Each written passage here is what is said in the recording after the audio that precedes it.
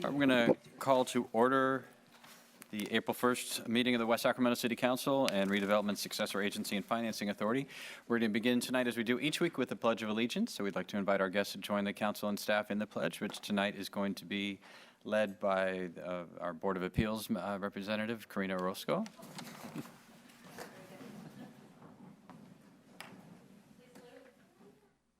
Pledge allegiance to the flag of the United States of America and to the republic for which it stands, one nation, under God, indivisible, with liberty and justice for all. All right, the council did meet in closed session this evening to confer with our labor negotiator regarding negotiations with Local 522, the Police Managers Association, and unrepresented employees, and no action was taken. So that brings us to our regular agenda, item 1A, which is presentations by the public on matters not on the agenda but within the jurisdiction of the City Council. As is noted on our agenda, we're precluded by state law from taking action or even having a discussion about issues that are raised under item 1A, but it is an important opportunity for a public forum. We do ask that anyone wishing to address the council on this or any other item this evening to please fill out one of the yellow cards that's available near the front door and turn it into the city clerk. In order to make sure that everybody gets a chance to be heard, we do ask that all comments be limited to no more than 3 minutes on any particular item. And we take the yellow cards all the way up to the conclusion of the staff report on any particular agenda item. So once the staff is done with their presentation and the council's questions or discussion has begun or the public testimony has begun, we don't take any additional yellow cards. So if you're here and you want to talk on any of the agenda items, be sure to get the card in as soon as you can, but definitely before the conclusion of the staff report. For a lot of folks, we recognize that speaking in public and before our massive television audience can create some anxiety and sometimes hives and other allergy symptoms. So we'd ask just to make it comfortable for your fellow citizens and neighbors in the community to refrain from any boos or cat calls or actually even any other applause or other demonstrations and just allow for a civil discourse here in the chambers. So with that, we have a couple of requests to speak under item 1A, and the first is by Bill Lowell.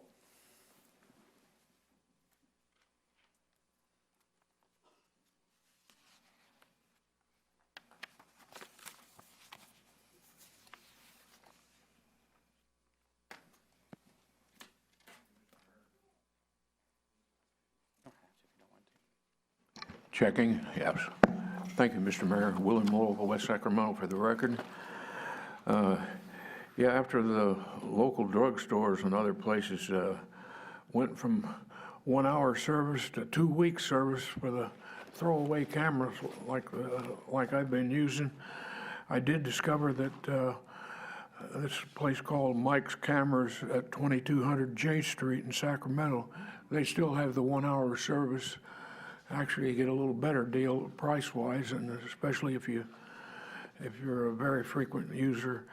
So there's that one alternative on the positive side, and I did see that fallen tree that had crushed the bus shelter over there at the Broderick Christian Center earlier in the day before they cut it up, and then I went by later on to take some pictures, and the staff had already been cutting up the tree, and I noticed the inner 6 to 8 inches of the tree was kind of hollow. I don't know what that told anybody, but I'm sure they'll have a diagnosis as to what caused the tree to fall.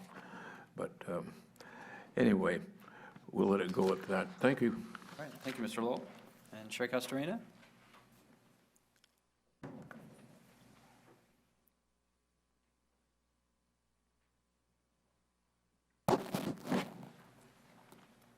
Thank you, board members. My name is Cheryl Castorina, and I'm president of LULAC, Yolo County Progressive Council number 3204. LULAC has been an active force in the community by attending city council meetings and presenting petitions collected from our community members asking to make Bright Park a top priority. We also showed pictures of the horrible conditions of the restrooms and asked that something be done to make them better, so they are not an embarrassment to us. I am pleased to say that the city came through for repairs to the restrooms at Bright Park. I have been posting pictures on the LULAC number 3204 webpage if you want to follow the progress. The restrooms should be finished the first week of April and looking great. Thank you for listening and caring about our community. We are looking forward to many more Bright Park phases becoming a reality. Thank you. Thank you so much, Charles. All right, those are all of our requests under item 1A, so we're going to proceed now to item 1B, which is council communications. Are there any reports or other communications this evening? Mr. Christoph. Yeah, very quickly, let's see, YOLO LAFCO met last week, and the meeting really consisted of doing some brainstorming on the project that we've been working on, which we call shared services. There were 4 really areas of focus last week, and one of them was the nonprofit coordination. Second was the JPA coordination and consolidation. Third is broadband. And the fourth was environmental compliance. These were projects that really scored fairly high when we did our workshop. And so it'll be something that we're bringing back to not only the various councils, but bringing back to staff so that staff can coordinate the discussions that need to take place so that these various endeavors can be taken care of. All right, thanks. I actually had a question about that. So we got the broadband strategy, and Ms. Richardson, I think, has also been involved in this. So the LAFCO released what they described as the final countywide broadband strategic plan. Has that been here? Have we seen it as a?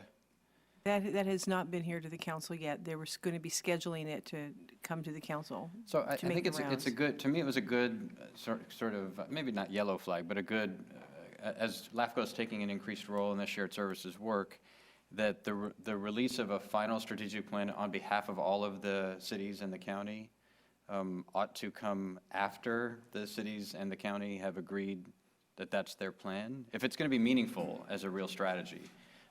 So it shouldn't be, as far as I can tell, a consultant put that framework together, which is, it's very valuable. There's lots of good data and good recommendations in it. But you know, for each city needs to determine this is what we're going to do as part of the strategy for it to be meaningful. So we could arrange to have it brought forward here, and I don't think it's too late to change the section that relates to West Sacramento if there were things that the council wanted to do, because as you said, it is specialized per each one of the communities in Yolo County. If I remember correctly, didn't they bring it to EDAC and one other group here in the city? I think they did bring it to EDAC, yes. They brought it to EDAC, and I guess they were looking for some tweaking and whatever it was that EDAC was going to do, and then they were going to bring it to the council itself.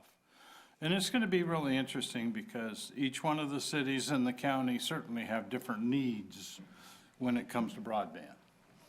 And how you put all of that together, I'm really not sure of yet. I'm waiting for some additional information to come back, but I think we will all have, in essence, as like Carol said, our own strategies on how to improve broadband. Even if we, you know, we may not be able to do anything, but at the same time, you know, what are the benefits? What's the drawback? How much can it cost? All of those kinds of things really need to come into play. Yeah, I totally agree. I mean, I had been looking it up in part because the city of Seattle just withdrew its essentially its monopoly designations for cable providers in its city, and we, you know, the Wave Cable has a statewide franchise, but their ability to operate here is still subject to our, and if you go to Wave, their customer service stuff all directs people to City Hall for their responses. But increasingly, cities are determining that they can open up their own fiber to other companies, and there are more options than I think that there were after that Federal Telecommunications Act essentially wiped away almost all of our powers in franchise agreements, that other cities have figured out ways to look at some of these issues. It's definitely, we all hear it from our own citizens and definitely from our own companies about the severe limitations of having to deal just with Wave and just with AT&T primarily for broadband. And so looking at some of those potential options would be really helpful. And I thought the LAFCO report was helpful as a start in that regard, but it could use some real attention. So, okay, thanks. Mr. Johannesson? Yeah, thank you, Mr. Mayor. The Multnomah County Housing met on March 19th. We received and approved the Green Physical Needs Assessment, which is a little bit problematic. There's about a 3.1 billion need in the U.S. for affordable housing. It's only being funded by 1.1 billion. So the question is, how do you can identify your green physical needs, but there's no money to pay for much of anything. So what's happened is really each of the housing agencies are becoming very creative on how they do, for example, adapting solar or water collection type systems. We also heard a verbal report from on the Bridge to Housing, which I think is going to be presented in more formal form any week now. No reports? All right, just a couple. So I was not at the last council meeting, so thank you to council and to Vice Mayor Ledesma, who couldn't be here this evening, Mayor Pro Tem Ledesma. I was at the White House. I hope the city manager let you know I was in Washington, D.C. at the White House working on the community college plan with the administration, which we'll be bringing back here relatively soon. Also, for the Local Government Commission hosted its annual meeting in Yosemite 2 weeks ago, and we were invited to give a presentation on 21st century approaches to civic engagement and to public engagement and not to public hearings and to some of the old tools that we've used before. This is becoming quite a topic actually across the region and the country as well. This is, I think, the seventh speech I've been asked to give on it as well. So we've been looking at ways to use our Code for America project as well to reinforce some of these ideas. But this is definitely the sort of West Sacramento approach to around how to focus citizen engagement around core values and big objectives while allowing for kind of rapid response to opportunities is something that's been of a lot of interest around the region and around the rest of the country as well. And then as I think Senator Penn's bill is coming up in committee on the HD supply sales tax, kind of the sales tax battles between jurisdictions. Senator Penn also invited us last week to brief him on the state of our redevelopment transition and offered to make a variety of proposals in the Capitol to try to support that transition. The governor's proposal around further action on the redevelopment successor agencies comes before Senator Pann's budget subcommittee. So it was useful. He just wanted to know what he could do, and we had some very productive discussions about potential things that we might pursue around Delta Lane and some of the other key council priorities as well. So he's turned out to be very interested in looking at being a proactive part of the West Sacramento community. It's been terrific. So, all right, that's item 1B. Item 1C is appointments to boards and commissions. We have none. So that brings us to item 2, which is presentation of a proclamation declaring April 2015 as Child Abuse Prevention Month. Is there a motion on the proclamation? Second. It's been moved by Mr. Johannesson and seconded by Mr. Christoph. All those in favor, please say aye. Aye. Aye. Any opposed? Hearing none.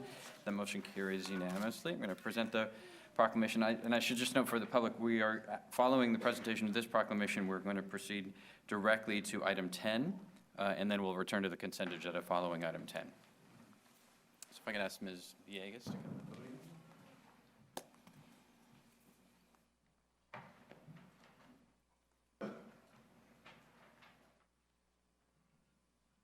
Are you going to talk here? Are you going to talk? Yeah, maybe. We're not having dinner. You should come over here. Yeah, you do. All right, so this is a proclamation of the West Sacramento City Council declaring April 2015 as Child Abuse Prevention Month. We've done this before, so I'm not going to read all of the details out loud, but I want to say that the council is declaring April 2015 as Child Abuse Prevention Month once again, and the work that's being done around this issue in our community and across the county is being done through the Yolo County Child Abuse Prevention Council, which is a pseudonym, I think, for the Yolo County Children's Alliance. And we have with us tonight to accept the proclamation and say a few words about some upcoming events to support this work. Katie Villegas, the Executive Director of the Alliance. Thank you. Oh, and here's your proclamation. You don't have a photographer with you, right? No, I don't. Oh, right here. Thank you. Thank you, thank you. I feel a little weird with my back to you guys, so sorry about that. My name is Katie Villegas from the Yolo County Children's Alliance, and we do run the Child Abuse Prevention Council for Yolo County. We have an event coming up, our annual fundraiser that's held right here in this building called Project Prevention, that raises money for child abuse prevention programs right here in West Sacramento and throughout Yolo County. Just so you know, some of you may not know, we run a family resource center at the old Bright Elementary School location at Todd Hunter and Carey, and we have a weekly food distribution to about 100 families every Friday. We always look for volunteers. If you ever want to come join us, that would be great. This year we have a new item that we'd like to talk about for child abuse prevention called Talk Plus Play Equals Connect. And on our website, yolokids.org, we have age-appropriate parent and child interaction toolkits. So those are available for free downloads, and I'll leave the stack of cards there. But thank you, everybody. Thank you. All right, thank you. All right, so as previously indicated, we're going to proceed, unless there's objection, to item 10 now, and then we will return following item 10 to the regular order of the agenda. So item 10 is consideration of city participation in Bright Park Playground Project coordinated by Kaboom and funding partner, the Walt Disney Corporation. Mr. Johnston. Good evening, Mayor, City Council members. Usually I'm a little nervous asking for money, but tonight this is pretty exciting. West Sacramento's been presented with a rare and pretty unique opportunity to participate in a program with Kaboom, who's a national nonprofit organization dedicated to bringing active play opportunities to communities and the Disney Company. The Kaboom Disney team has committed $180,000 to help kickstart the Bright Park Master Plan by constructing a playground in the southeast corner of the park along Carey Street. This location is consistent with the master plan that was adopted by the council in 2013. This evening, we're asking the City Council to appropriate an equal match to be used for the preparation of the site and surrounding areas. In addition, we're asking the council to authorize an additional $90,000 in the event we're able to add enhancements to the project in a cost-effective manner that are consistent with the master plan. We're also asking for authorization for the city manager to sign contracts relating to the construction of the site improvements. The Kaboom model utilizes volunteers, and in this case, a total of 500 will be needed to complete this build. The process will begin next Tuesday, April 7th, with a Design Day event that will include a site tour, a children's playground design exercise, and end with a briefing for our lead volunteers. The Yolo County Children's Alliance, again, will be assisting us in the recruitment and the coordination of the volunteers.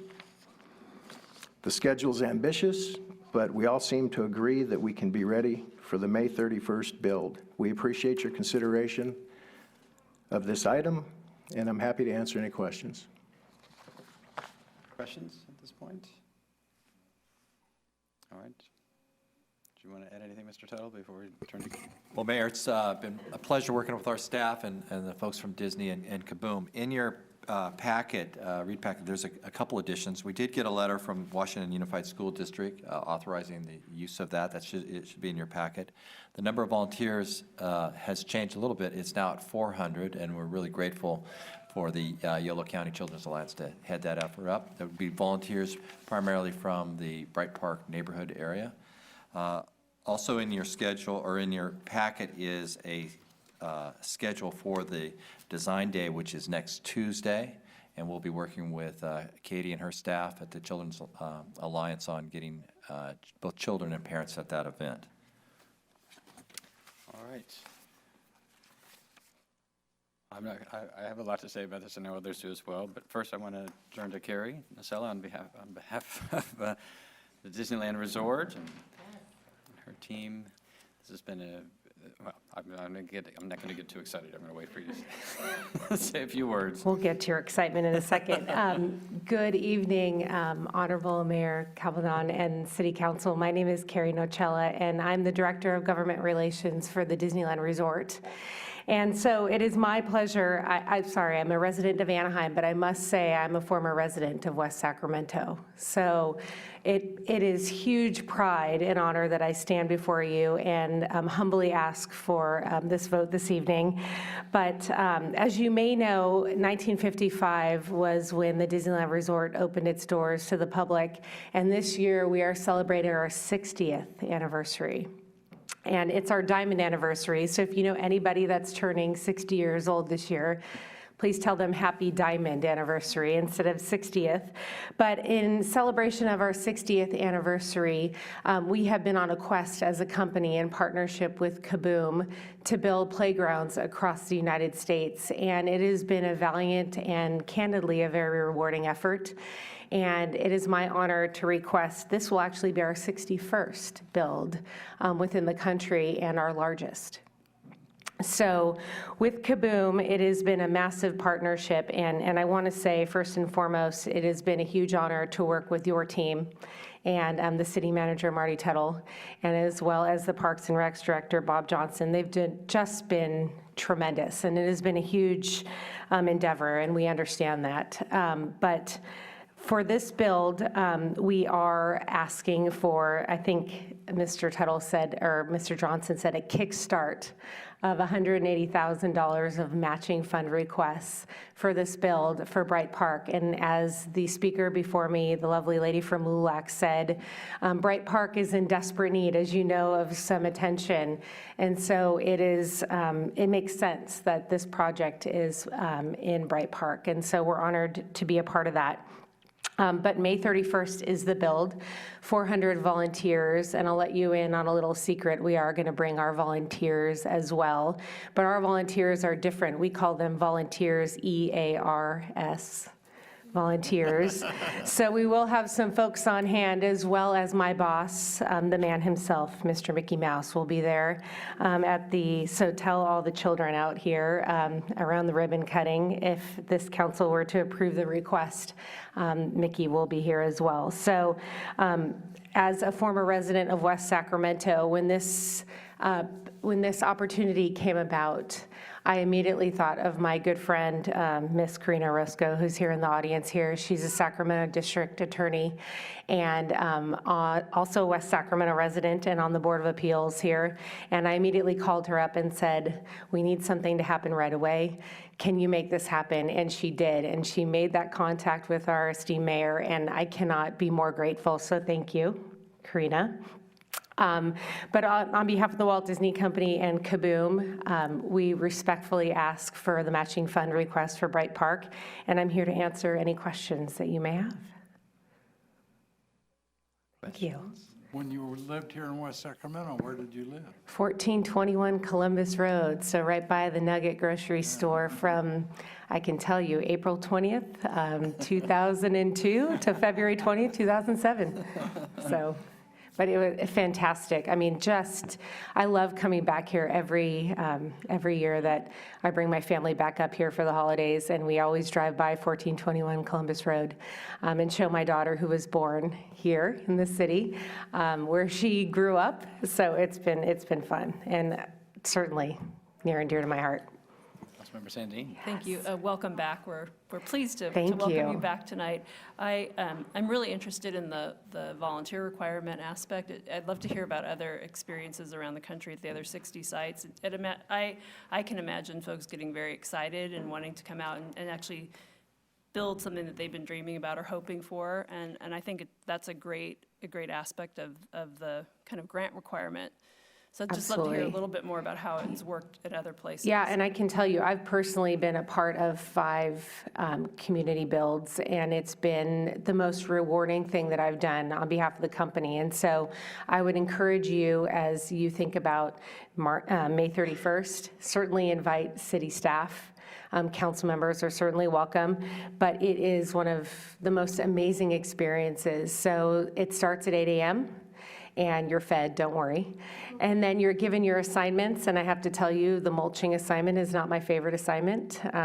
Your shoulders hurt, your arms hurt at the end of the day, but you really do construct that playground within, gosh, a 7-hour period. You are fed lunch, don't worry. And then afterwards, around 3:30 p.m., Mickey comes out, and we have a great groundbreaking, and it's fantastic. But from a volunteer standpoint, it is a lofty task to get a lot of people out there, and the size and the complexity of the build, like I said, this is the largest build we've done. So that means that the people power to start that engine is significant.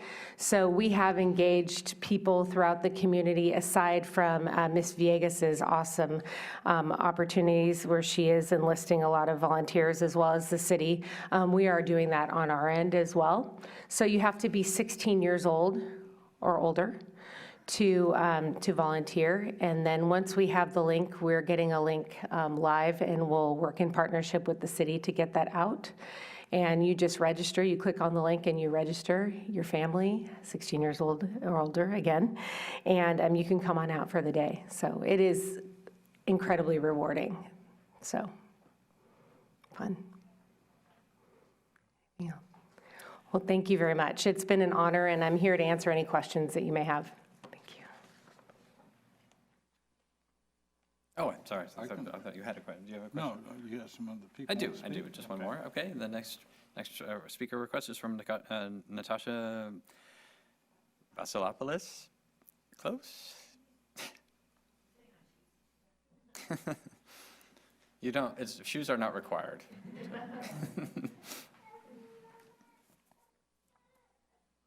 You could bring the baby. Hello, Mr. Mayor and council members. Thank you for your time. I just want to come out today. I'm from Bridgeway Play. I'm the steering chair of the group, and I wanted to let you know that we're really excited about this Kaboom opportunity with Disney. Thank you very much. We started to try to bring places for our kids to play to West Sacramento, more spaces. So we're very excited about this, and we'd love to help in any way possible. So when that link goes live, we'll be the first ones to come out there and volunteer. So I just want to let you know that we support this, and we're very excited about this. So thank you. I hope you will vote for this. It's very exciting. So thanks. Terrific. Thanks, Natasha. And congratulations. Bridgeway Play had a great event the other night at Jackrabbit Brewery, which opened to the public this weekend, but had a special soft opening just for Bridgeway Play. So congratulations as well. All right, so those are all the requests we had to speak on the item. I do want to say I am thrilled about this project, both for what it is, the actual build and what will be created. I first got introduced to Kaboom. Well, I was first introduced to Disney, a long time ago, and to all of the Disneyland, Disney World resorts, and to the movies and everything. We all know the power that Walt Disney Corporation and the Disneyland resorts have had in our lives, and how much they mean to what it is just to be a part of, really a human being now on this planet. I was going to say part of being American, but it's really, the global phenomenon around imagination and play and joy that Disney is all about is so special. So just to have a little of that light shining in our community is fantastic, and to think of Bright Park in particular becoming the happiest place in West Sacramento, and that's a tall order given IKEA and Rayleigh Field and the Bridgeway Lakes Spray Park. There's a lot of happy places in our town, but to have that be coming forward is a really special. In this park, in this place, it means so much. So I was first introduced to Kaboom, I think 5 years ago at a U.S. Conference of Mayors meeting, walked by their booth at one of our conferences and fell in love. And it was one of those things. 5 years ago, it seems like it wasn't that long ago, but it was in our histories. And I walked by and said, God, if only we could pull something like that off. But we couldn't. The match is too expensive, and we could never make something like that happen. But American dream, right? It's because what Kaboom built. The Kaboom parks are so they're so special. They're so imaginative, and they are so informed by the power of play. and about the, about the scientific research and everything about what matters and what can really have an impact on kids. But the sense of playfulness that they create and that they foster in a community is tremendous. And so I'm just really excited about what this project is. And as Carrie said, it will be the largest of their builds. It's a very significant project in addition here in our community. And so it's a really big deal in that respect as well. But also what I love about it is just sort of how this has happened, because it says so much about the community. I mean, you could hear and see Carrie's love for this place, even now 400 miles away. And I mean that just the sheer passion for this community that she's had, and that that when they needed when they had an opportunity, but an opportunity that could only happen in a place that could figure out how could you organize something like this? How could you get land, put it all together, find the volunteers, get all the legal documents signed, do everything that's necessary to pull off a massive endeavor like this? Who could possibly do that in 5 minutes? How about West Sacramento? And that we were the first community that Carrie thought about, in addition to her own history here, but because she knew that if anybody could pull it off in a completely unreasonable time frame, that this community would rally. The neighborhood and the school district and the city and the children's lines, everybody would come together and make something magical happen. And then she called her very good friend, Karina Orozco, who is a member of our Board of Appeals, but has been a member of our Parks and Community Services Commission for the last several years, knowing that if someone could pull it off, it would be Karina and make all the connections happen. And Karina knew exactly what to do, because she's been a leader in our community around parks and recreation and youth issues and services and sports and a variety of other issues. And so she was up for it, and she was going to be sure she found all of us within 5 minutes of getting the call from Carrie in order to make it happen. And then as soon as our staff heard about the opportunity, they were right on it. And it's not like we have a team of staff just waiting in reserve for opportunities to come, just sitting in an office. Okay, when's the next one coming? They still had to make sure that the Little League Day got organized, and that the park bathroom still flushed, and I mean all the stuff that it consumes the needs of the Parks Department and the real estate folks and everyone else in City Hall still had to happen, and they. Under the tutelage, and I'm sure the very soft touch of the our city manager, moved heaven and earth in order to make this project happen in an extremely short time frame. So a project that none of us had thought about 60 days ago will be a fully functioning, world-class, Disney happiest place on earth, Kaboom Park, in not even 60 days from now. I mean, it's an incredible. It's just one of the most magical, incredible things that you might imagine. So. I'm super grateful to Carrie for keeping us in her heart, to Disney, to Kaboom for the partnership, and for what's going to be really incredible, and then to all the folks who worked so hard over the last few weeks in order to bring this into reality. And I know for the folks who've been working on the Bright Park Master Plan, both in City Hall and outside of City Hall, this is a really it couldn't be at a better time. We've had our strategy has been let's try to find some partners where we can leverage some resources and create something really special at this park. And it's been a high priority for a long time. And this is exactly why we've been kind of holding this little money, so that if somebody came and said, hey, if you give us $180,000 to match it, we will build something. And we thought, this is exactly why we've been doing that. And so thanks to all of our partners for bringing this as a reality. I'm assuming the votes are here to pass this, because it is really so incredible. But again, thank you to the whole team that has made this so possible. Mr. Johannesson? Yeah, I think, I'd like to thank Disney and Kaboom as well. This was, the timing was really, really good. Even though council has been really focused on improving Bright and Broadway over the last decade, really. This year we're really coming to focus on particularly the Bright Park and some of the physical improvements that region that the neighbors desperately need. And this is really, a great opportunity. When I first saw that, my initial thought was, that's great, but we've got $180,000. What is our plan for Bright Park? Is that going to, for example, take away a soccer field? to do this. So I'm glad to see it's not. And we've got money that we're allocating for this. We've got some money set aside for this huge civic amenity in Bright Park. I think this is going to be a fantastic addition there. I had the opportunity to help with the McKinley Park on the other side of the river, and saw the community get together there and put this thing together. And I could see 400 volunteers from all over the city and probably outside the city as well coming together in this area and experiencing West Sacramento. And I think that's another advantage of this type of project, kind of a community build that's really going to be important. So it's huge for us, and I really appreciate the effort that everybody has put into this, and look forward to May 31st, and looking forward to your link so we can make sure we get that out to volunteers, and so we have a really good showing on May 31st. Make a comment. Okay, Mr. Christoph? Yeah, this is very rewarding. Matter of fact, over in that area of Bright Park is really a place I grew up. I went and I attended Bright Elementary School as a real youngster. And I can remember or at least helping with building Bobby Sox softball. In that particular area, we had diamonds and baseball diamonds and things. We've since moved them to a different location at, in essence, sort of the same area.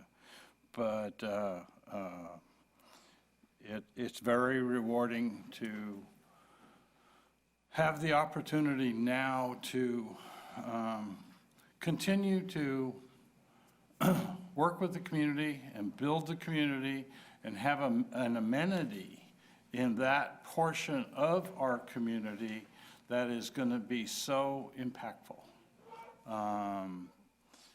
I'd like to really thank Marty and Bob for doing yeoman's work to move things along really quickly, and thank all of the people. Thank Katie for really helping out with volunteers and different kinds of things to make this a reality. This is going to be something that I think gets especially a lot of local press. There'll be a lot of local press that goes on with this. As a matter of fact, even the big boys across the river may sneak over and take a look and Oh, I guarantee. and see what is going on. And they'll be scratching their heads, how do West Sacramento pull that off? Well, you know, we've got friends, and we have had friends for a long, long time. And we're a community of thinking that a little bit outside the box sometimes, but thinking that we're going to put these kinds of projects and other kinds of projects together that just raise the community to a little bit of a different level. And look forward to supporting this tonight, and look forward to doing some of the things necessary to get the project built. Thank you, Ms. Sandine. Thank you, Mayor Capaldi. I would like to add my gratitude, echo my colleagues in terms of all the partners and all the folks that have come together. I actually grew up in Orange County, and so I got to spend a lot of time. I was really fortunate I got to spend a lot of time at Disneyland, and so to me it's wonderful to bring the magic and the resources here to our wonderful community, which is my new home. And I'm looking forward to being there on the days and helping with the build, and I imagine the rest, we'll see a lot of folks in this room there, and look forward to moving this forward. Thank you so much. Yeah, it's hard to even say the word Disney without smiling. So this is going to be quite magical. You know, it's it's the West Sacramento way that made this possible. So in almost any other place, this would have been hard because we would have had two hearings at the Parks Commissions and one at the Finance Commission, and then it would come here for twice, and we would have had a bunch of things, and we would have had a neighborhood workshop. Is this really what you want? And it never would have happened. And so one of the things I love about this place is that people are like, well, whatever it takes to get something amazing to happen. And everyone did that. The Children's Alliance, which is, trying to get families fed, said, yeah, this is a priority. The school district, which, they own this land, said, yes, absolutely, we're on board. This is completely allowed. We support this as well. Community groups, everyone stepped up and in order to make this happen. And without all of them, without every single person doing that, this would not have become a reality. So it really is a testament to the whole community stepping up. And, for those that have, kids of any age, although, even into their 60s, this is really going to be a special, very, very special park. And it'll be an amenity for the whole community. Just like Bright Park already draws, folks from all over town for sports and for, other kinds of events. This is going to be an amenity for everyone in town, and a real jewel in the Bright neighborhood, and something amazing for kids to play. I hope we'll be able to join the Playful Cities group that Kaboom's been curating over the years as well, in order to make sure that this isn't the only thing that we're doing, but this is a platform for us to really take it up a few levels in terms of play and activity and imagination for young people in our community at facilities throughout town. So, One final comment. I was glad that you thanked the school district for their movement on this in an expedited fashion, and it's really great to have the cooperation with the school district and the city, and all of you out there. But I think one of the drawbacks is going to be there is large soccer fields that are there, and there are many soccer tournaments that take place across the street. Well, really, a few hundred yards away. And I can just see the kids. They're not going to be staying at that soccer field. Their parents are going to be walking them over to the playground. And so I can just see where kids from throughout the entire region are going to get an opportunity to look at this and see what it's going to do. And the parents of the kids playing soccer are going to be in a different location with their younger sisters and brothers. So I'm really looking forward to seeing some of that. all right. So if there's no further discussion, Ms. Sandine? I'd like to move the recommended action. Second. All right, and this is the recommended action with the additional language from the supplemental memo that we received? Right. With respect to the contracting? Yeah. Okay, so it's been moved and seconded. Seeing no further discussion, all those in favor, please say aye. Aye. Any opposed? Hearing none. That motion carries unanimously. We're going to make this happen. Thanks again. And we mentioned the school district a couple times. We have two of the trustees from the Board of Education that are here. Katie Villegas and Sarah Kirby-Gonzalez are both here as well. So thanks again for your support in that role as well. So appreciate it. All right, thanks, Gary. Hope you make your plane. All right, so with that, we are going to proceed now to the consent agenda, which is items 3 through 7.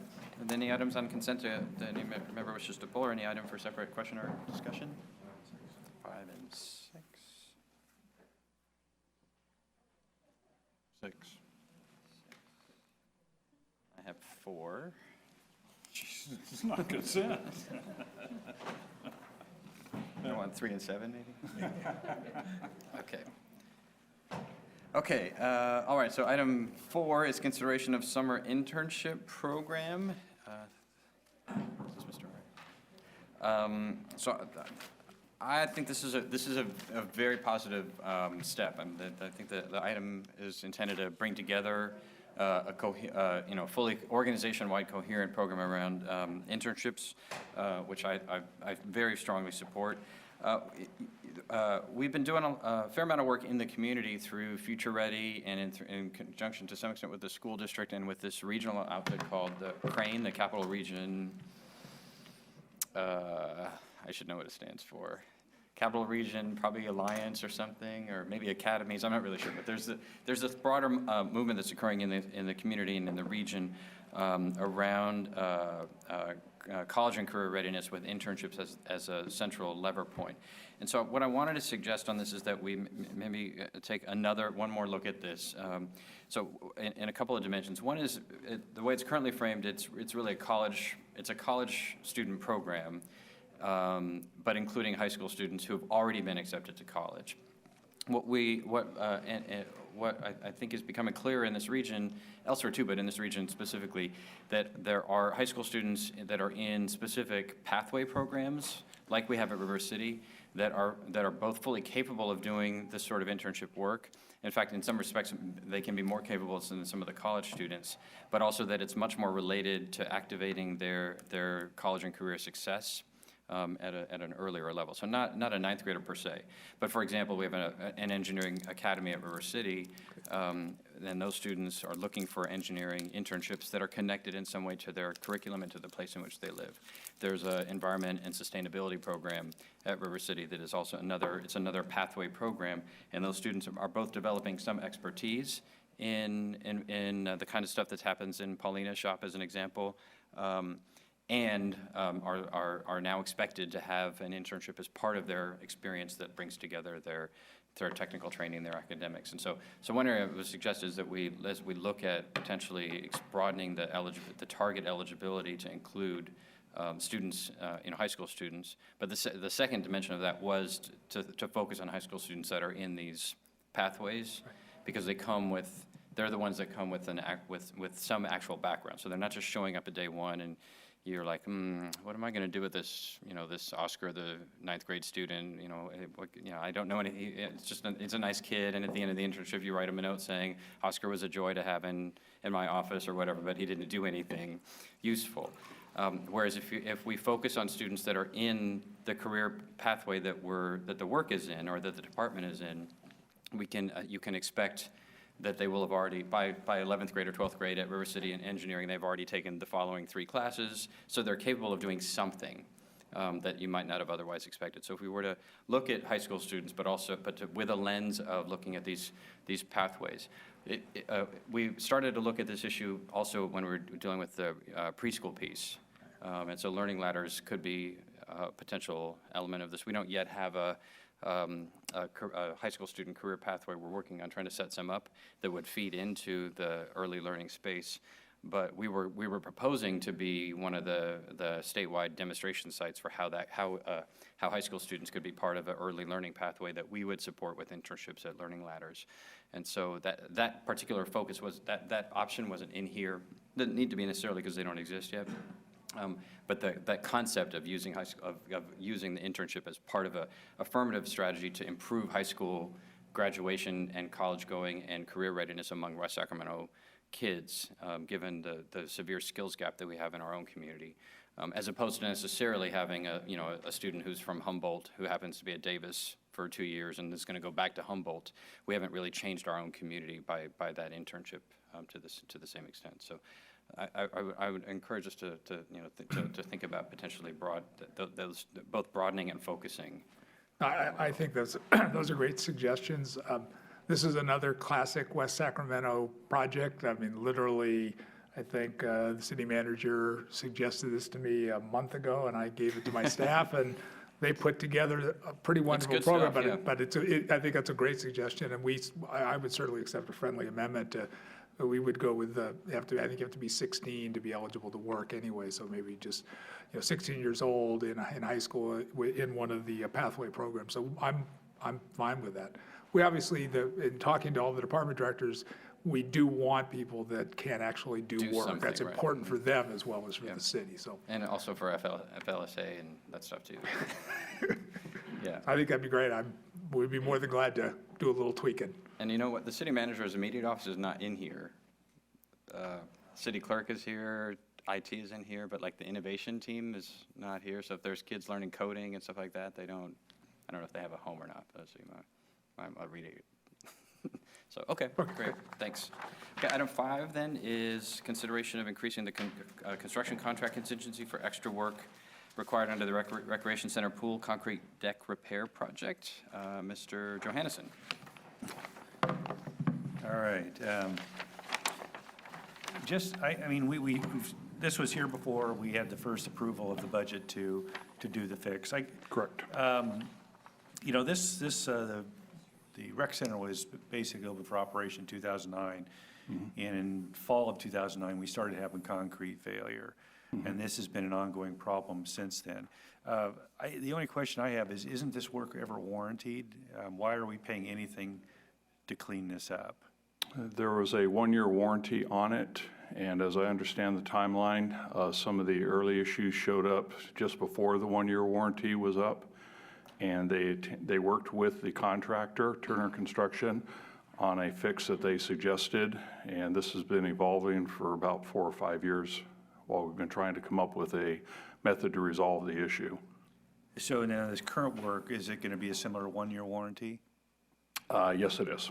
Is it? And it's actually a newer and more improved process that we're using. We worked with a consultant down in Southern California whose specialty is designing and building pools, and he came up with this recommendation for a new mixture of the concrete. The issues that are driving the increase have nothing to do with the concrete. This is issues that we found underneath the concrete, and the concrete being much thicker than we were led to believe as to what is causing the additional costs out there. Okay, and that's within the specs of the original project? Absolutely. All right. All right, yeah, I mean, that was really my only question. It just seems like, you know, a year for concrete's pretty. It's a very unfortunate situation, I agree. Yeah, all right, thanks. All right, item 6 is consideration of city voltaic panel installation alternatives. Mr. Christoph? Or Mr. Johansson first? Hi, so this is great. You know, I would approve the recommendation. My only concern is that, or not a concern, but just maybe a thought that as we move through looking at alternative fuel, we do have a California fuel cell partnership here. So to the extent we can find fuel cell power for some of our facilities, I think it would basically increase the catalog of what we can do. You know, we've got, for example, they're using fuel cells for forklifts, for mobile devices. They have stationary fuel cells. So, you know, this is a quite an expensive project.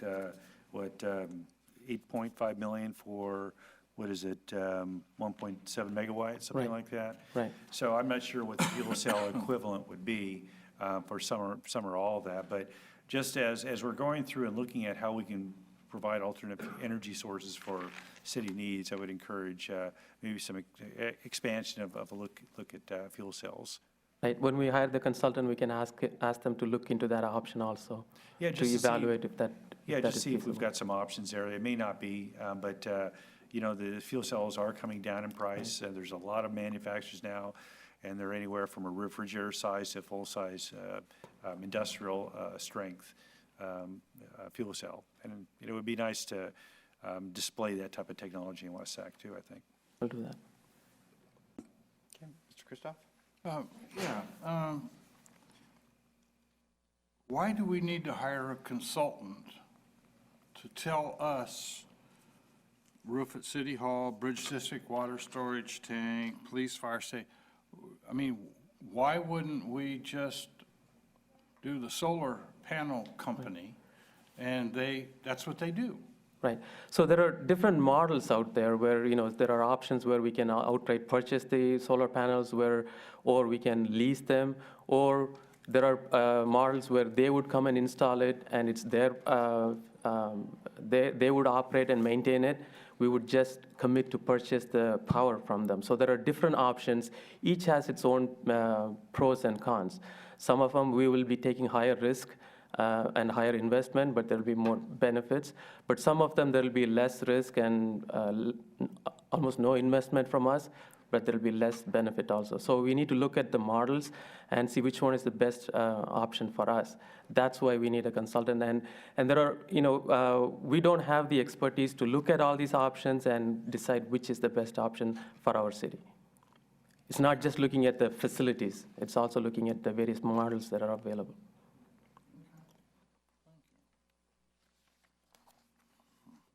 I have the same question. So you definitely have some skeptics. I mean, I also feel like we're just piecemealing this. And a lot of the advice that we're getting under alternative, it feels like a lot of the photocopied consultant reports that we get, here's your industry information, here's whatever that we've given to 17 other cities, and we've charged them $40,000 also, and 30,000 of which is for the same repeated information, and 10,000 of what's actually tailored to your community. So, I mean, we've done enough of these kind of projects before. It feels like we should be learning and building some in-house capacity. So, I'm going to vote for it, but I'm definitely skeptical about this approach, and certainly about this approach continuing, because solar is not, I mean, it's a pretty mainstream alternative, and because of the climate stuff and because of good economics, we should be doing it pretty comprehensively. And so I hope this is moving towards a fully comprehensive in-house strategy, even if it's bootstrapped with a consultant. Because the way we've been doing it before, it's worked for us, but that's not been a strategy. It's been moving from opportunity to opportunity. Okay. All right, so then we have the consent agenda, items 2 through 7. Moved by Mr. Johannesson. Second. And seconded by Mr. Christoph. All those in favor, please say aye. Aye. Any opposed? Hearing none, that motion carries. The consent agenda is adopted. Item 8 is a public hearing to consider adoption of Resolution 15-13, authorizing the application for tax-exempt multifamily revenue bonds for the Savannah at Southport, and execution of the assignment and assumption of regulatory agreements. Ms. Collis.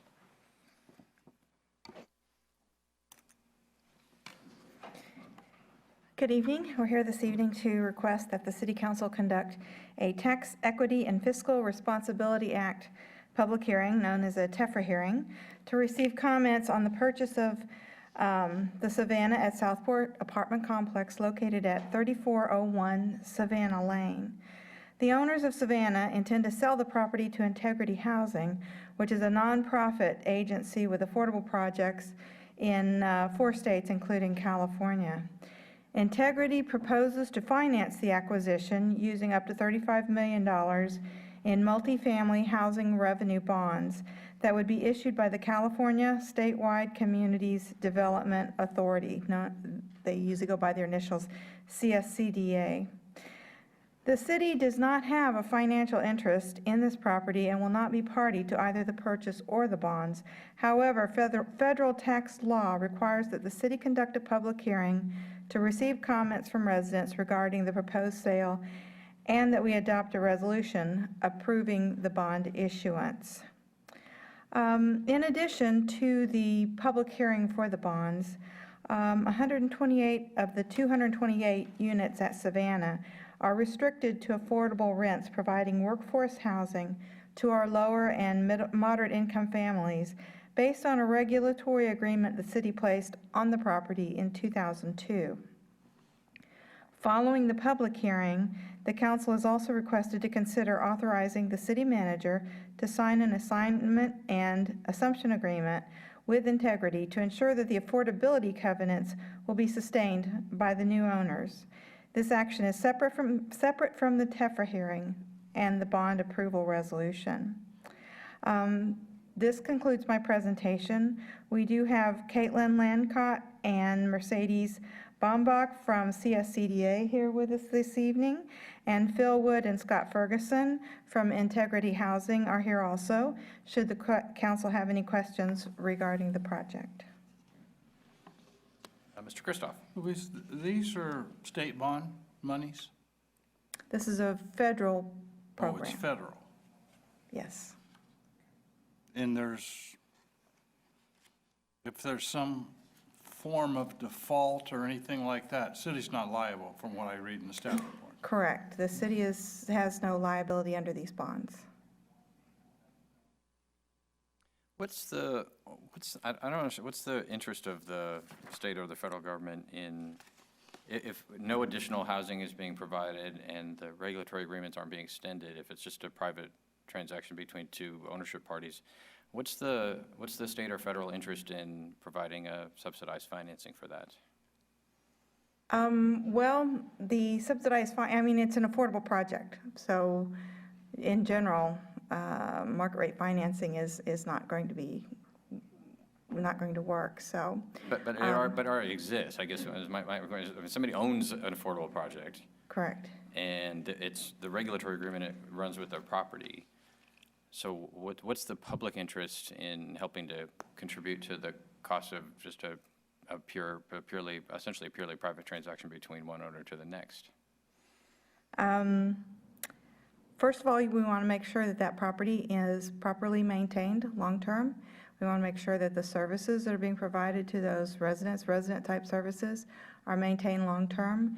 And quite often, financing such as these multifamily bonds and your tax credits, when you present your pro forma for those initial financing, whenever this was built, 2002, 13 years ago, a lot of times that financing only requires that you have a pro forma that shows financing for public services, for your resident services and that sort of thing, for 10 years. And at the end of 10 years, quite often you will find these projects being sold to a new entity that focuses, that then refinances it, puts more money into it to continue services and to beef up maintenance and that sort of thing. So it's a common thing, and that's generally why we see it happening. Is that then, so do we, in this specific case, should we have an expectation of services being at least the same as before and maintenance increasing then, or? Well, you can certainly ask Mr. Wood, who's here from Integrity. I can tell you what he has told me, or you can ask him directly, but he's explained to me that they have cut their services for their residents. For example, their after-school tutoring is down to 1 day a week. They want to put that up to 3 or 4 days a week. They want to increase, they've got their own nonprofit that they work with that does resident services. They will bring those folks in, but they also are talking to other nonprofits and agencies in the West Sacramento community to bring in as many services and programs as they can for the families that are living in this complex. Okay, any other questions at this point? All right, thanks. Okay, with that, we're going to open the public hearing on item 8. We have just one request to speak, and that's by Bill Lowell.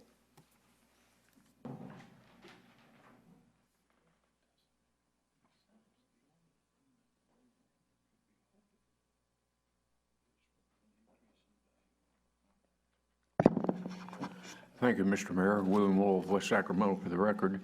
And I was just wondering, I don't know exactly where this is located.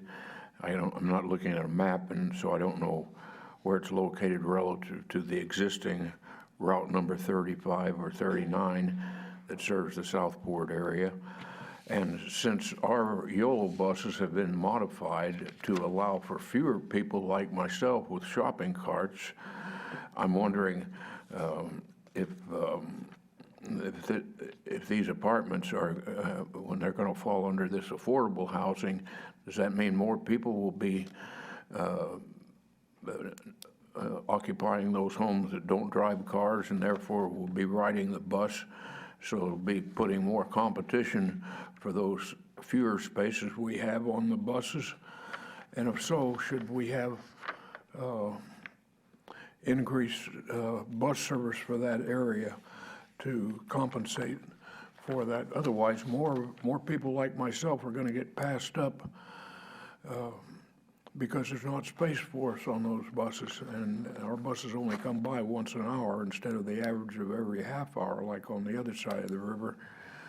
And we should take a look at those new buses that Regional Transit has purchased, which has much more flexible seating, including more seating for people with shopping carts, like those aisle seats in the front and the front half of the bus. Why, you can flip up half of that seat to make room for a small shopping cart like myself without blocking the aisle. So I think, I don't know, I can't tell from what the presentation so far how much this is going to cost other individual taxpayers, but I'll let you address that. Thank you. All right, thank you, Mr. Lowell. All right, so with that, we're going to close the public hearing. And Ms. Cost, do you have any comments in response to the questions raised during the public hearing?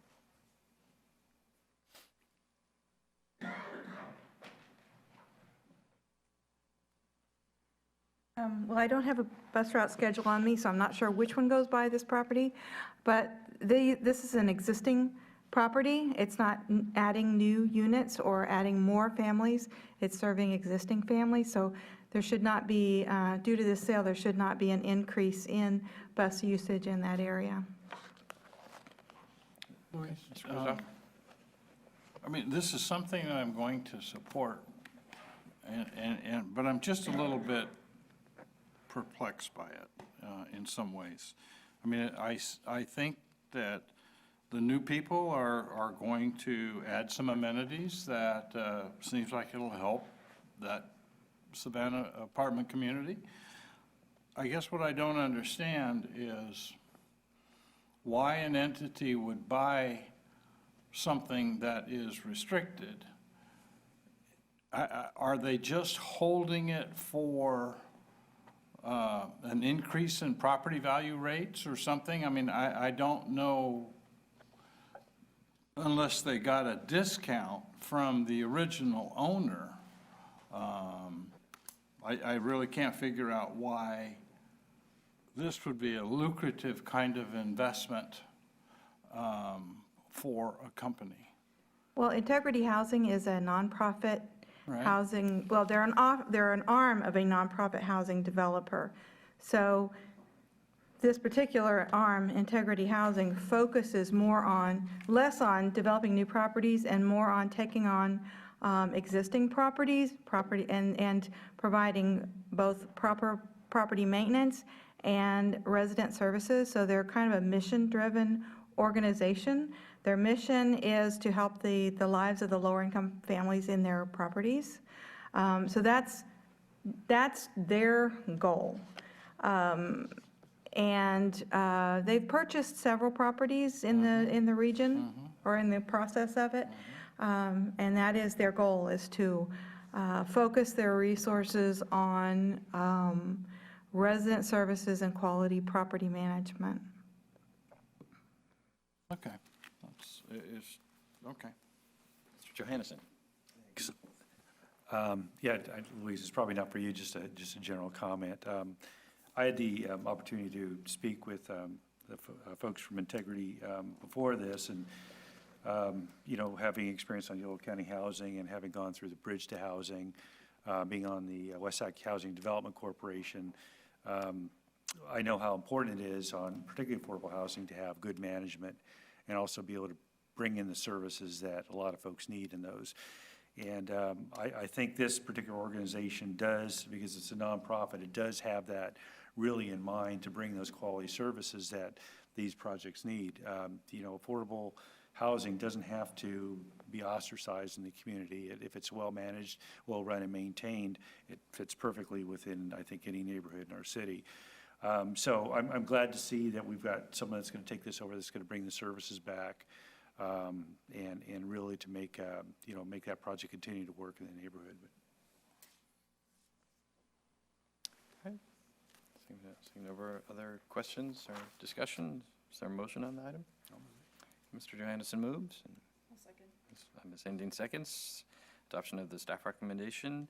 All those in favor, please say aye. Aye. Any opposed? Hearing none, that motion carries. Item 9 then is consideration of recommended boundary for SACOG's 2036 Metropolitan Transportation Plan and Sustainable Communities Strategy Update. Ms. Hamilton. Good evening, Mayor and members of the City Council. So we're here before you tonight to propose an adjustment to the boundary of the Sacramento Area Council of Governments Metropolitan Transportation Plan Sustainable Community Strategy 2036 Planning Horizon Boundary. SACOG has been working on this update for the next 20-year planning horizon, and their primary directive for this, there's my notes. One of their primary directives is to develop, to update the plan with a scenario that has a transportation project list and a land use growth forecast for the region, for the 6-county region, that meets federal air quality conformity requirements and achieves state greenhouse gas reduction targets. When they were reviewing the current plan, they found that the growth projections were aggressive, given the recession that we just went through, that a lot of the units that were projected in the current plan did not build during the recession, and that we have been slow, our region has been slow to come out of the recession. And so they reached out to all the member agencies in the six-county region to take a look at what our growth forecasts were for our land use, and to see whether or not any adjustments needed to be made. It was very timely for our city because we're right in the middle of the general plan update, and we were going through that exercise anyway, and we were dialing back some of our growth projections based on the recession and also where we were at with our flood protection improvements. And so the boundary that you have before you in attachment 2, which Chris, if you want to, you could bring it up on the screen so folks at home could see it as well.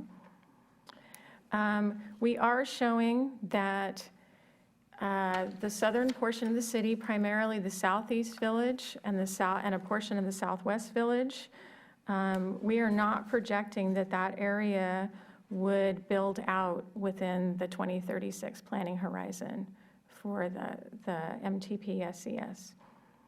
The reasons for that are the two major projects in those areas are the Yarborough project and the River Park project, as well as a 42-acre non-entitled site. Those projects still have quite a few entitlements to achieve. They only have their land use approvals from 2008. They need to negotiate another development agreement with us, which is basically a financing and infrastructure plan. So that has yet to be done. They also need to do mapping, tentative maps, process those. And so it didn't seem realistic that they would be coming out of the ground for quite some time, given where they're at currently. They haven't done anything during the recession. In addition, River Park project in the Southeast Village, with the Southport levee project, that does impact some of the prior development approvals. So we'll take some land out of development capability. So they're looking at revising their land use plan. So it could mean that they will need to actually redo quite a bit of their prior approvals. These projects, there's no real impact to the city on this. There's no requirement that the city's general plan has to be consistent with the MTP SCS. These projects could still develop. They could move forward. So this is taking out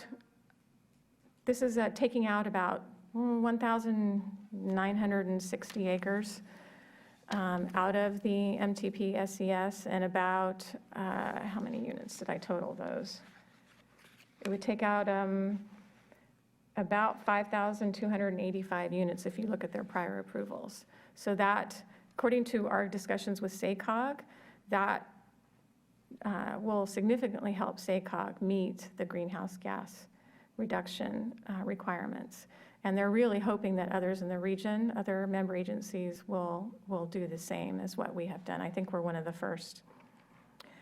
SACOG does look at the MTP SCS. They're required to every 4 years. So if by chance we have a greater amount of infill development occurring to the north, and it does extend infrastructure to Yarborough and River Park, and things are moving along, then maybe in the next 4-year update, they might be included back in.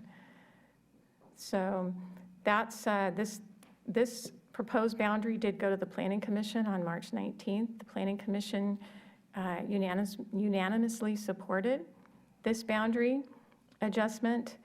They also did recommend, there's a portion up in the northwest area of the city. It's where the UP line I didn't bring the mouse over here, but it's near the notch. Maybe I'll grab it.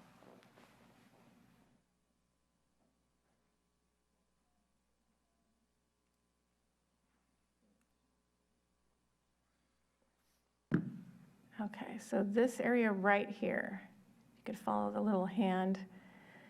They did recommend that we might want to look at taking this out also, this little triangular piece. Staff, we did note in the staff report that we left it in for you. The only reason being is that that is part of the UP rail. So that is there could be some benefits for leaving it in the 20-year planning horizon from a rail project perspective, if there were to get some movement on the West Side Rail relocation or something of that nature. So, but we could certainly adjust that. There's no real development planned in that area. The only reason to leave it in would be for a potential priority transportation project associated with rail. And then one other thing that came up in the Planning Commission, a commissioner asked whether or not adjusting this boundary in this fashion would restrict our ability to go after funds for additional improvements to the Clarksburg Line Trail. We did check in with SACOG with respect to that, and they said, no, it wouldn't be an outright restriction. There are several different funds available for things like that. So it wouldn't be an outright no, but that chances are we wouldn't score well on a grant request anyway if there wasn't development occurring adjacent to the trail. So in that regards, if Yarborough and River Park were moving forward adjacent to the trail, then the trail could probably qualify, even if it wasn't in the MTP SCS. So that concludes my presentation, and I'm available for questions. All right, other questions? Um, Mr. Christoph? Yeah, Oh, Shirley, sorry. why are we leading the way? Because that's what we do in West Sacramento. Yeah, right, yeah. You know, I mean, here, we've gone through a lot of planning processes and a lot of different issues with River Park, Yarborough, and the recession hit, so it just really slowed things down. The development community really made some major changes in those areas. But at the same time, are we, in essence, weakening our hand for future transportation funds? Or are we strengthening our hand for future transportation funds because we're being magnanimous and we're giving up our rights to, I mean, are we creating another planning process for those areas to have to go through? No, I don't think we are creating another planning process. Staff thinks that we're actually strengthening our position. It's really making a statement that we're focusing our growth in infill areas, and that's where the transportation priority dollars are focused. It also is making a very strong statement that we are very serious about having a sustainable community and meeting greenhouse gas reduction targets. Even if Yarborough and River Park were included right now in this MTP SCS boundary, they probably wouldn't qualify for any of those funds anyway, because they don't meet the definition of infill. They're greenfield, they're low density, they're not likely to be associated with a transportation priority project anytime soon. Those seem to be really focused around rail and bridges up in the north. But I mean, I see other communities within our region, and they're not doing this. I mean, they have the same opportunities we do to set land aside so that they can do things as far as greenhouse gases and all the other kinds of things that we're talking about here. And I don't see them moving forward. If you look at Folsom, you know, they've got massive amounts of development going to take place, and they're not contributing to the SACOG effort, if you will. You're right. That's a very true statement. Well, so why are we? Okay, but anyway, I think that the possible industrial site over here by where the notch in essence is, I'd like to see that maintained and not put into whatever SACOG is asking for, because I'm not so sure it'll ever be developed. I'm not so sure that we'll ever have the finances necessary to do the rail relocation. But at the same time, rail relocation should be on our radar list very high. And one of the reasons is because there's the potential for some flood repairs and things that Sacramento SAFCA is doing and DWR is doing to the bypass, that we may be able to have some leverage for a rail relocation or for something that is beneficial to West Sacramento. I don't know, but I mean, it may happen. Ms. Endine. I think my comments are along the line of my colleagues, Councilmember Christoph. My thoughts or concerns are about possible funding issues that changing this might have, but it sounds like you've discussed that internally and that it could actually position us stronger, so that makes me feel good. I also, I mean, it's one of those things to be first. I like that we're a leader and that we especially have concerns about sustainability, but at the same time, I wonder, you know, our job is kind of to be parochial, to be part of a larger community, but also to be parochial and to be concerned about West Sacramento. So it occurred to me kind of interest what are other municipalities doing, and I know that I could defer to our mayor who represents us on SACOG. I think we have to go do things as a region. At the same time, I would never want to put us in a position to not be getting kind of maximizing our cooperation for the benefit of the city. So those are just some of the things that came to mind. I think along the same line as my colleague, Mr. Christoph. Mr. Johannesson. Yeah, thank you. Yeah, I think Councilmember Sandine and I attended a brief presentation of this. I was in Woodland a month or so ago, and I had really got into that deep. I know we've had competent folks working on that from the council, but my understanding is this is pretty much data-driven through federal government census data. It's not necessarily what a city wants to do in terms of its own economic development. It's where their projections of growth are. And in that room, there were a lot of comments. Well, what about our city? Why, how are we fitting in this? We want to grow in this area and that area. And so this is a lot less heartburn than a lot of the other cities in the region are faced with, because I think right now funding it's all regional now. And so by us concentrating this to focus on areas that we know we're going to dense up, we know we've got transportation plans like streetcar and some of the other facilities that we're bringing into this, I think this is a great way to really show that we're focused on that effort, and to, I think funding is going to come along with that. Yeah, well, I agree with everything that's been said. I mean, I think our leadership position is important for the reasons that my colleagues have mentioned, but also because the plan has to work. I mean, our ability to build the one bridge at least, and the streetcar and all the other improvements that we want depends on a regional transportation plan that is approved by the state and the federal governments. And it's in danger because the projections are out of whack in the way that Ms. Hamilton described, but not just because the growth doesn't match up, but because the growth not matching up, there isn't the money to pay for all the projects that are currently in that plan. And if you can't prove to the federal government that there's enough money to pay for the project, or that it's likely to be at least a good chance that there'll be enough money to pay for the projects that you have in your plan, they won't approve it.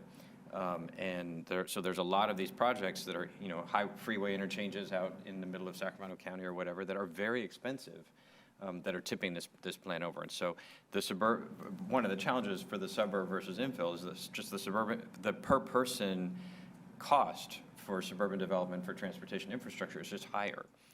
Because if these two projects were to develop on their own, separate from all the infill that Ms. Hamilton was describing, you'd have to build all the infrastructure out to them, which you don't have to do in the infill areas.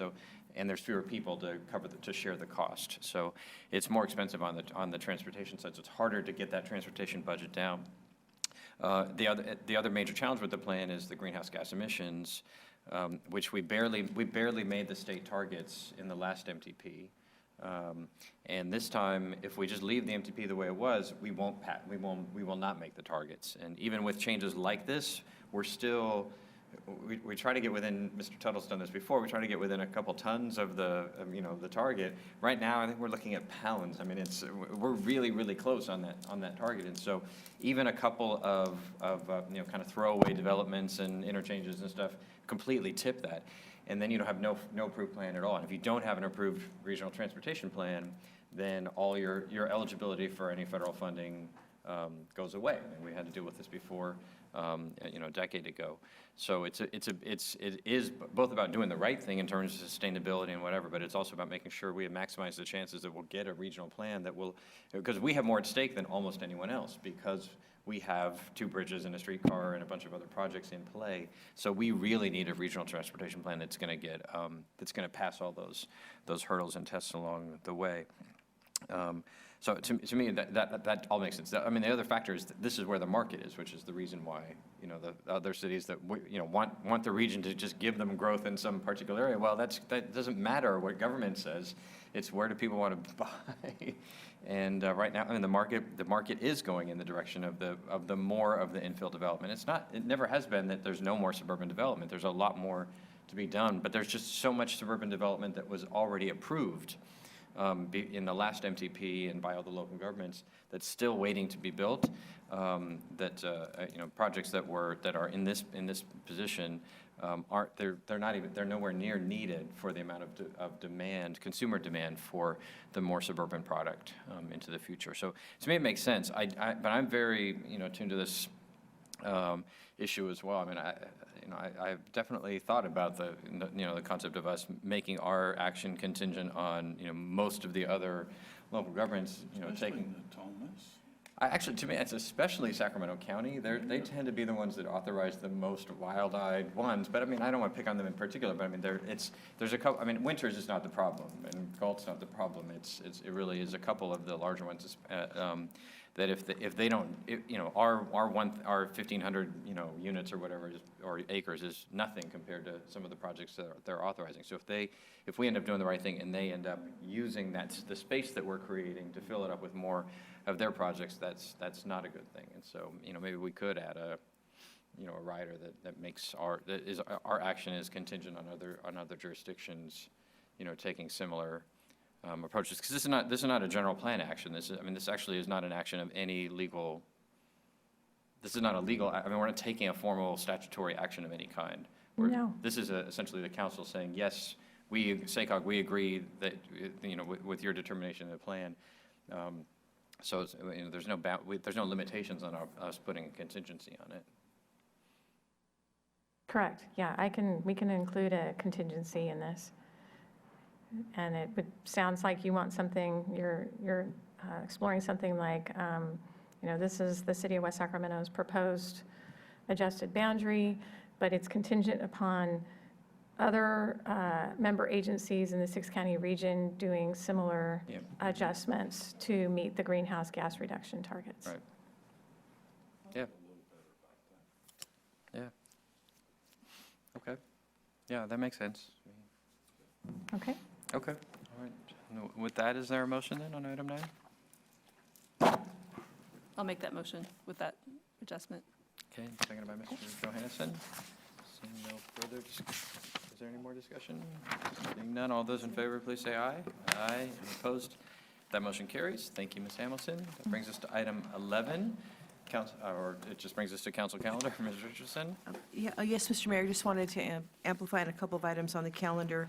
On Monday is our Boards and Commissions Orientation Night, and that's going to start at 4 p.m. With a series of activities orienting the boards and commissions on their new roles.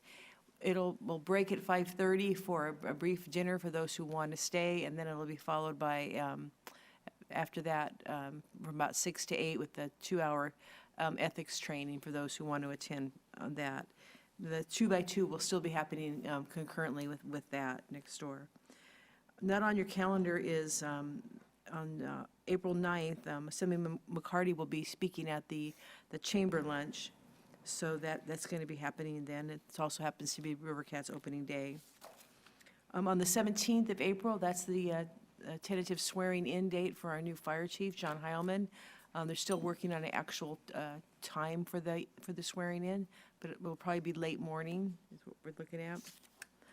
Also, on April 30th, there's been this has been mentioned in the newsletter a couple times. It is the YOLO Leaders Meeting, and the topic is YOLO Innovation. And our own John Robinson will be giving a TED Talk, if you will, at that. And that's going to be in Davis. So you can go to that from 4 to 6, then come back here and attend the YCCA fashion show, if you like. That's all. Thank you. Any questions on the calendar? Seeing none, city manager reports. Just briefly, Carol mentioned the River Cats opening night is April 9th. There's some new signage for the city that's going to be in the right field bullpen area. We did a trade for some billboard space, and that's going to be in place for opening night. Also, Bridge to Housing, we will come back at the May 6th council meeting with a thorough report on the success of that program, the failures of that program on the 6th of May. I put together a memo with Public Works staff on the water conservation effort. The governor had an executive order today, mandatory 25% reduction. So that means for our city, we're going to have to ramp up. There's a couple workshops in April on water conservation techniques. Staff is working with the Regional Water Authority on best practices in terms of outreach to our residents. So there's more to come on that as we meet this mandatory, now 25% reduction. Maybe we could check with staff too, to see if there would be much of an inconvenience if the city of West Sacramento went to watering 2 times a week rather than the possible 3. Okay. To see what that would save or whatever. I see some other communities are doing that, and they don't seem to be, they don't seem to sort of have missed a beat, so to speak, and they seem like everything's okay. And I was just wondering if that's something we might want to take a look at. Sure, we'll explore that. I think it makes sense that we're consistent as much as possible with the other jurisdictions in terms of the media and the attention that's directed at it, kind of simplify the approach. So we'll ask staff to look at that. Okay. Any questions for the city manager? City attorney report? All right, staff direction from members of the council. Sandine? Oh, we talked about the broadband plan earlier, so I just would want to make sure that that keeps in front of us. All right, and we have no future agenda item requests, so is there a motion to adjourn? Mr. Johannesson moves. Second. Mr. Christoph seconds that we be adjourned. All those in favor, please say aye. Aye. Any opposed? Hearing none, motion carries. Meeting is adjourned.